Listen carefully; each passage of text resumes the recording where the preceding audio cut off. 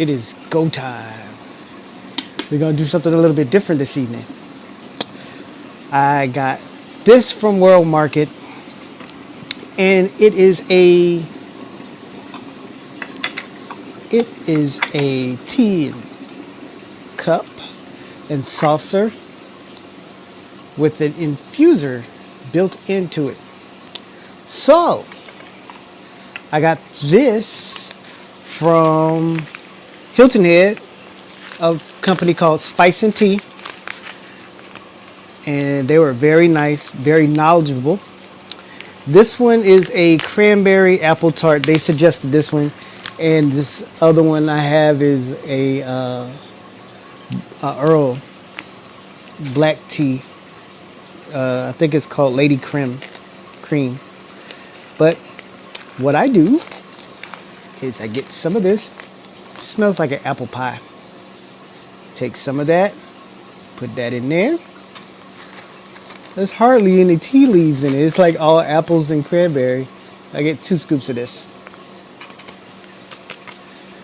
And this goes in this. And my hot water goes in here. And it just pours over. And we're going to let that sit for a minute. And what's going to happen is this hot water is going to start to open all of the apples and the cranberry. Looks like raisins and but it's cranberry, apples, and black tea leaves. It's going to open it up, and I can just take that out. And in the bottom I have tea. So what I'm going to do is going to put this on top of that and let it cook. Yeah, bye. I'm going to put that on there because it's hot. And while I'm letting that cook, we're going to talk. So, the 5 pillars of Nagami. 1 and 2 was maintain happy relationships with loved ones, even if you disagree with them. Learn new things while always staying true to yourself. And number 3, find a sense of peace in whatever you're doing. Number 4, mix and blend unlikely components to strike a harmonious balance. Number 5 is have a greater understanding of the philosophies of life. It says the Japanese philosophy of life, but this is what I want to sit down and talk to you about. This is our conversation. This is what we're thinking about, okay? Today's thought, as I sit here in my thinking chair. What are your life philosophies? You can have more than one. What rules and govern the way you think, your behavior? So, for me, one of mine, a while back, when I was in class I was getting my associate degree in early childhood education, and we had to come up with our teaching strategy and our life philosophies. And something I always followed, that I noticed in every classroom that I taught in every person that I interacted with, one of my life philosophies is every moment is a teachable moment. Okay? Every moment is a teachable moment. And it goes both ways. Every moment I can be teaching you something. But in that same instance, every moment is an opportunity for you to teach me something if I'm open to it, if I'm willing to learn.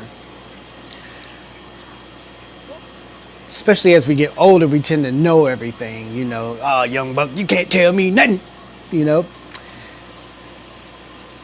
But every moment is a teachable moment. 4-year-olds, the way they interact with each other. And the way they process things teaches me all the time. 25-year-olds, 26-year-olds, 27-year-olds, my kids. 21-year-olds, 16-year-olds, my kids. Show me new things all the time. And if I'm open to it, I can learn new things and make this even better. Same was on your end. If every moment is a teachable moment, then you kind of open yourself up to opportunities to expand your experiences and your horizon, or your boundaries. Because being closed-minded closes borders, closes ways to get for God to just really minister to you. It's more like, I got this. I got this. I got this. I know it all. I know this all. I know it all.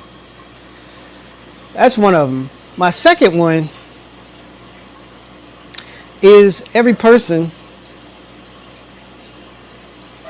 really everything, but every person has a purposeful pathway. This is why I stress this so much. This is why I'm writing a book.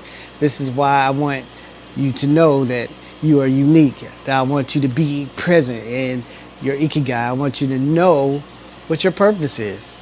There's a pathway there. And once you know that pathway, you have, or you know what your purpose is, or you discover how to communicate your purpose, you make the world a better place.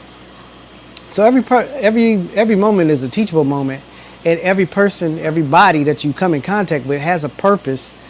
And when you blend all these things together, you have an awesome experience every day, even with loved ones that you disagree with, or even when you're learning new things, you can stay true to yourself, and you can find peace in whatever you're doing, and you can mix and blend unlikely components to strike a harmonious balance.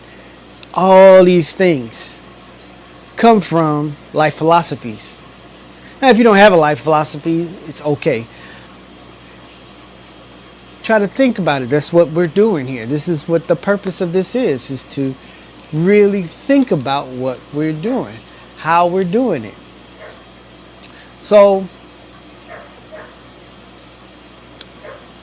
as we end this talk, and we're about to partake of some delicious tea, or whatever you have at home, sit back, relax, and just think, do I live by some philosophies? Do I always think in a certain way? Because those things, I can like really shoot them off, like, every moment is a teachable moment. I do that.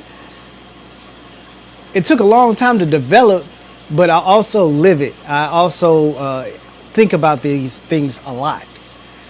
So when somebody asks me, hell, so do you have a life philosophy? Yeah, I got two of them, really. I got more than that, probably. But two right off the top of my head as we just sit here and talk. Every moment's a teachable moment, and there's a purposeful pathway that we can follow to discover who we are on the inside and express it on the outside to other people.